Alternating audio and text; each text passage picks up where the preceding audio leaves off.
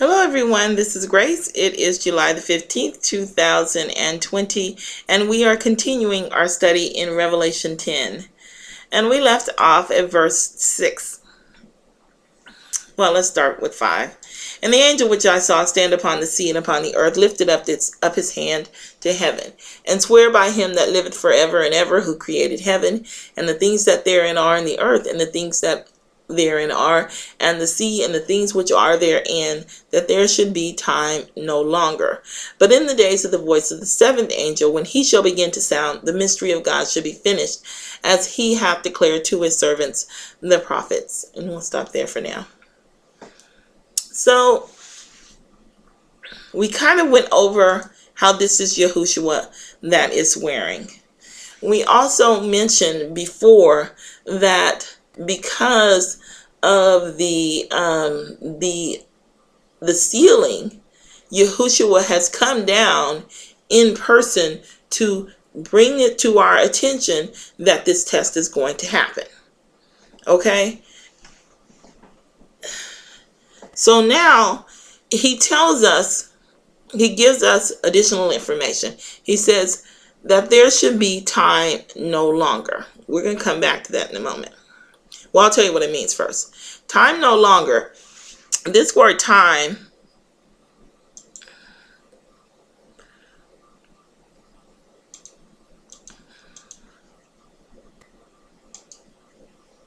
it means it's chronos.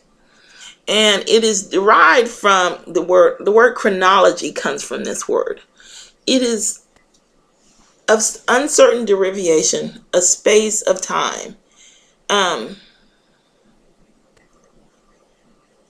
It's a space of time, an interval or an interval.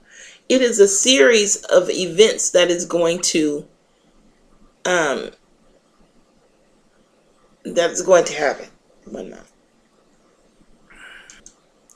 Okay, so it is just it is pointing out to us a series of events that must take place in reference to these seven thunders up here. By the way, it's not 7. 7 is just to show us the completeness of it. To show us that it is more, to show us that this is the complete event here, or this is the end of it. I don't know how to put it. There's a series of things that must take place, which we discussed earlier. We have to go through the loud cry. We have to find the truth, give it to the world, and then after all of that, then the test will be shown to us.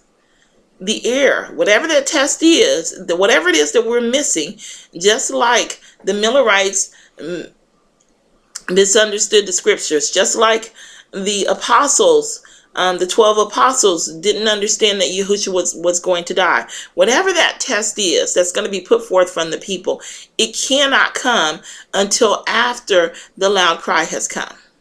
So the series of events has to happen first. Now this by itself was kind of harmless. It's this semicolon here that really kind of does us in. That semicolon connects these two verses. So we're going to come back and we're going to talk about that a little bit more in a minute. We're going to move on. It says, but in the days of the voice of the seventh angel, when he shall begin to sound, the mystery of God should be finished, as he has declared to his servants, the prophets. Now, I don't know. I did those videos on Isaiah so many times, and I was trying to point out to you some of the irregularities that were in Isaiah as opposed to the rest of the scriptures. But that didn't work out too well, so I didn't really get a chance to go in depth into that. But I want you to understand something, that this verse right here does not really go here. And it's the first time I've seen it in Revelation. This verse, for all intents and purposes, is completely out of place. It says, but in the days of the voice of the seventh angel, when he shall begin to sound. Right before the voice of the seventh angel, the sounding of the seventh trumpet, directly before that is what this applies to it. It says the mystery of God should be finished, as he hath declared to his servants the prophets. So why are we getting information here about something that's going to happen after our test, right in the middle of the explanation for our test? Why? And why is it connected to this, which is a direct connection to what is going to happen to us? I'll tell you why. Because there was only one explanation I could come up with, and this may not be a shock to you, but it certainly was a shock to me. It's because the Christian religion is going to be destroyed. Now, I know we've read it before, but it was no less. Listen, I'll go through them with you. I'll go some of the, because we've heard it over and over and over again. We looked in Revelation 8, and it said that Yahushua is going to be replaced with a false god altogether, just taken out, right? And I was thinking, okay, well, people worship false gods all the time. So then we read about the menorah. The light is going to be taken away. And I thought to myself, okay, well, they're going to be flooding the world with false doctrine, and nobody's going to be able to find the truth. Cool. We read it in the third trumpet, where it said that Satan was going to come down and attack and try to kill the Holy Spirit. And in the fourth, and try and kill and destroy. Wait a minute. He's gonna just, I don't remember the fourth, I'm sorry. I'm doing this from memory. You guys know I don't look up that stuff most of the time. But my point is that it's all over the Bible. Even in Revelation 18, where the church is destroyed. Revelation 13, the head was dead and came back to life. I'm telling you, the Christian religion is going to be wiped out. No Christians. There might be, I'm hoping in my heart that when the captivity happens, see, I can take light of it now, but believe me, this was difficult for me to accept. Remember when I told you all about how I figured out that Yahushua wasn't coming, and I started immediately looking for something to disprove it? Along the lines of that, I have been watching videos for days, for like 2 or 3 days straight, to see if anybody said anything about this. No one did. I finally had to accept it. We're going to be wiped out. I'm just hoping that maybe, even though I'm doubtful, maybe a few of those people that are left will have the word to carry on, because it does get revived after 70 years. It tells us that in Isaiah 23 under the church of Tyre. And then, of course, we have to have the test, so we know that the truth will eventually come out. But that dead head is dead. Our religion is wiped out. That's why we have the information for the seventh trumpet here under the sixth, because they're not going to have a Bible. They're not going to have the truth. There's no other logical explanation. Believe me, I tried to think of one. I tried to think of some logical reason why this one verse would be out of place. Because it doesn't, if it was in Isaiah, I would have just bypassed it, because I don't understand half of what's going on in that book anyway. That's why I was going to study it with you. Because it's so scattered. It talks about the good and the bad and the bad and the good, and everything is all mixed up and cluttered into one big bundle that you have to read over and over and over again to make sure you're reading about the right people at the right time to know what's going on. I think that everything applies to everything in Isaiah. That's why I think it's bundled up like that, because I think that book has served probably more people than any other book. I do believe it's true, because it's so jumbled up, but not Revelation. Revelation is not. Revelation is has very distinct lines and a very distinct pattern of writing, and we do not see about the seventh angel in the middle of an explanation for the sixth trumpet. It's just not, it just doesn't belong there. So when these two verses were hooked up, I spent a lot of time trying to figure out, this is what it basically says, and I have to read it to y'all. And he swore by him that liveth forever and ever, who created heaven and the things that therein are, and the earth and the things that therein are, and the sea and the things which are therein, that there should be No more prophetic timelines, right? Because the mystery of God is finished. The mystery of God, I should have told you all what that was first. Let me tell you the mystery of God. The mystery of God, it's much bigger than what we understand. The mystery of God is of course, it is the establishment of the church. That's what it is. All the roads lead to the creation of the church here in the Bible, because that's the goal, is to get a church that can go out, represent God, and bring in the nations. That's the goal of all of this. So the church has been established. So now we have to figure out, it's saying there's not going to be any more prophetic time because the church has been established. So we know that this is not the end. This is not the close of probation. We still have to go through Revelation 13. So it's not the close of probation. There are other people out there that are going to be saved.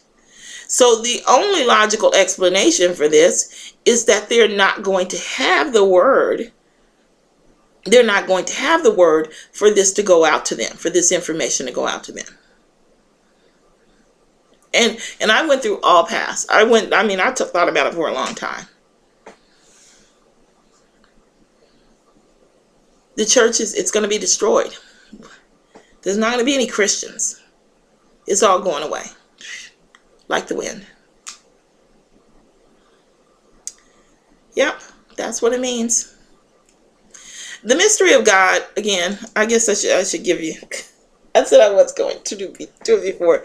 All right, the mystery of God. One of the things you want to consider about the mystery of God is the bigger picture. Now, I heard this with Sister White somewhere, but I can't use her words. I'm sorry, I don't know them. But she was talking about how you want to consider that from the very beginning, Yahweh knew that Lucifer was going to betray him. He loved him nonetheless. He still loved him. But when Lucifer was third in command, it was God, Yahushua, and then Lucifer. He knew. When he was his covering cherub, he knew. When things were going bad, and he betrayed God, and all the angels and Yahweh and Yahushua tried to convince him to do the right thing and to stop, he knew how all of this was going to turn out. A mystery, remember, is an unknown truth.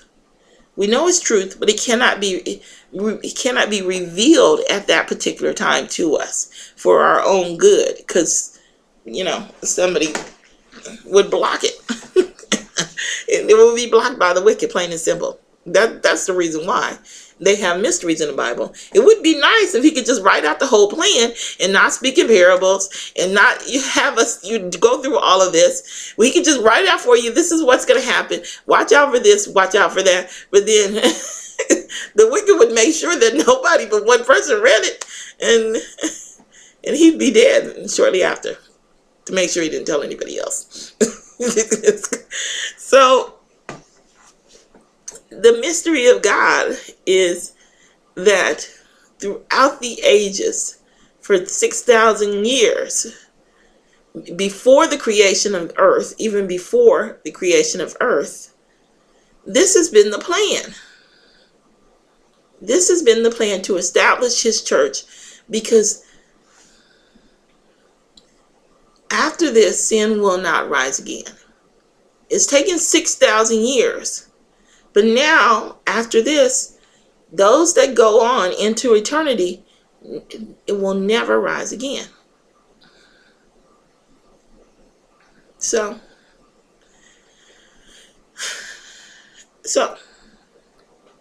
when they say there shall be time no longer, the time no longer thing, there's one other thing I want to add about that. It is because it's talking about the sequence, the delineation of events that has to happen in order for us to be tested, right? And then the 7 thunders will happen. That's the final test. So because we're only tested here and in the past. There's not going to be any more prophetic time either.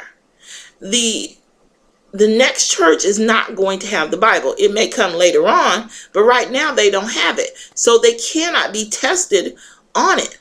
Their test is going to be the mark of the beast. That's their test. So when it says time no longer, it also means there's no more prophetic time. So the day for a year, the 360-day year, years as 1,000, a day is as 1,000 years with the Lord. All of that goes away as well. All of that prophetic time. This doesn't apply to Ezekiel or anything like Ezekiel. In Ezekiel, it says, I give you a day for a year. That's not prophetic time. We're not applying a learned skill there. Okay? It's outright saying, I give you a day for a year. So we can apply that. But in other places, like Daniel, my prophecy for Daniel is fine because I apply the day for a year. Wait a minute. Actually, my prophecy might still stand because that's really a different word. That's a different word. The day for a year can't apply anymore after the sixth trumpet. It won't work. Neither can the 360-day year.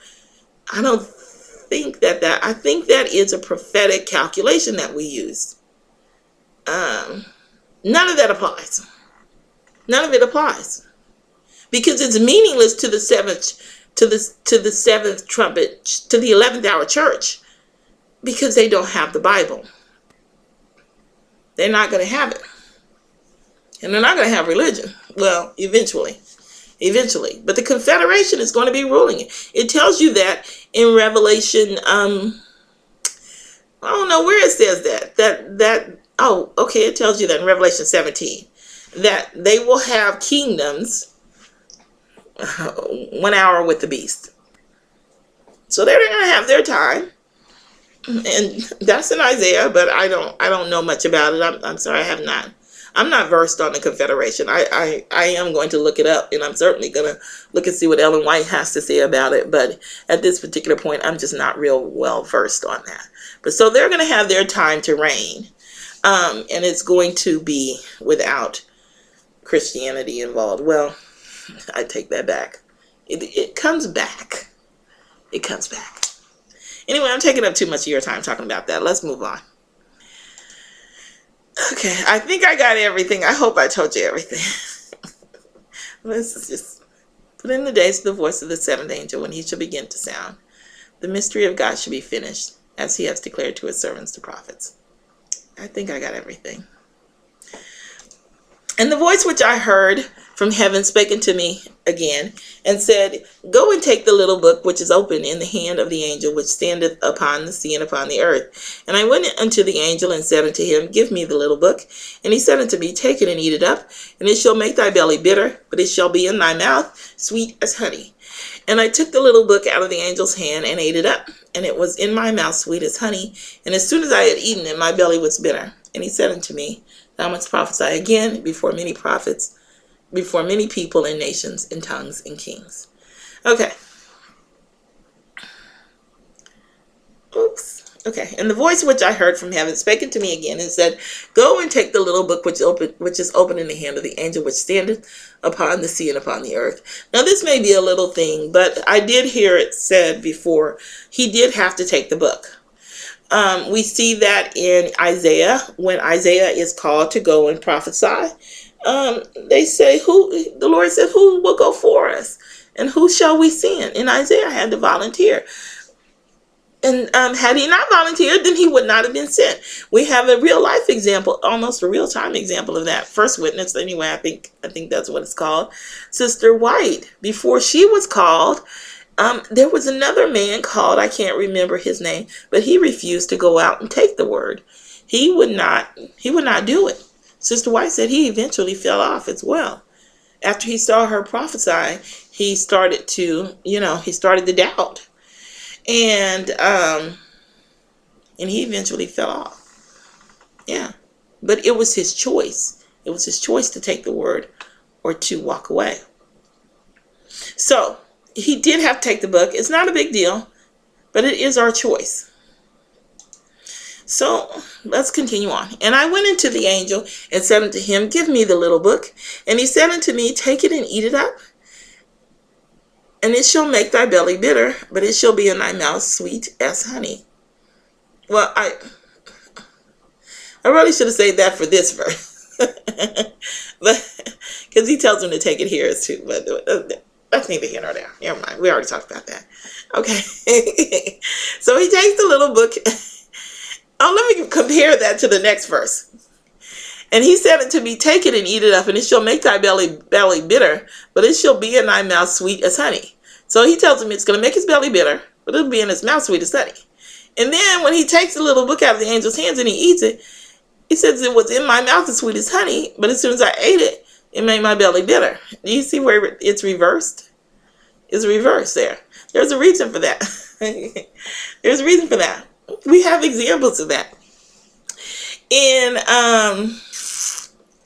let's see, in Daniel 4. Oh, wait, let me tell you what it means first. Sorry.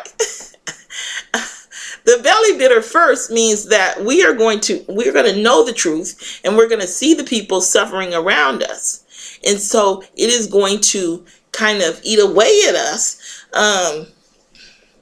first before we actually give the loud cry. Remember in Jeremiah, where Jeremiah said, I know I'm going to mess it up. But he said, I tried to run, I tried to hide, I wanted to get away, I didn't want to do it anymore. But inside, the inside of him was torn apart and wore heavy on him. And he couldn't run. He couldn't run for his love for his people, for God. And it drew him back. Because he had that feeling, that bitterness in his feeling to see the apostasy that was going on in the world. And maybe there was something he could do to help. Maybe. So he had to do what he could. It ripped him apart. That's what the Holy Spirit does. It works on you from the inside. So anyway, we also have examples, by the way, since I've already explained it to you. In Daniel 4, it said he was astonied for 1 hour. So he stood there for an hour knowing the truth, but he could not do anything because he didn't want to, he didn't know what to do. He didn't want to hurt that person, but at the same time, he knew he had to have the truth. So he's just standing there. How am I going to tell him this? How am I going to explain to him that he has to stop? Stop. What did he tell him? Give to the poor and judge righteously. I don't know. I guess I don't remember. You can read through Daniel. He tells him to do 2 things to avoid that judgment so that things might be well for him in his life. But he tells him 2 things to do. Then we also have Daniel 3, which is our example, where there was a decree that went out. And the decree went out and everybody showed up to worship the statue. And they knew they had already planned it for sure. And then it was heralded out. There was the Daniel 3 says the herald. First of all, I think the music worship there was, I think it's significant, but I don't think it's significant to my point. Wait a minute. Okay, sorry about that. So the decree went out first, and then the herald called for everyone to worship. So there was notice given. Then they had to stand before, standing before the king and giving testimony is actually symbolic of them giving the loud cry. But you can see how they knew beforehand, and there had to be some distress there. But that's what that means. It means that we're going to see the truth, we're going to know the truth, and all of the apostasy. Oh, one more example that I can think of. Ezekiel 9, where it says, Go and put a seal on the heads of those that sigh and cry for the abominations that are done in the church. So we know beforehand. Then we take the little book and we eat it up, which we know is symbolic of prophesying. We are the mouth of God. The words are put into our mouth, and then we speak them out. We speak them out. And he ate it up, and it was in my mouth, sweet as honey. You can see another example of this in Ezekiel 3 if you want to go take a look. But I'm not really trying to repeat everything because there's so much repetition in here. And there's also so many other lessons that we really need to learn and focus in on. So, in his mouth as sweet as honey is talking about the wonderful feeling that we get when we share the word of God, the joy that it brings about to us. And as soon as he had eaten it, here comes the persecution. Here comes the persecution. The bitterness. So that's Revelation chapter 10. And if you have any questions, you know what to do. Just leave them below. Yahweh bless.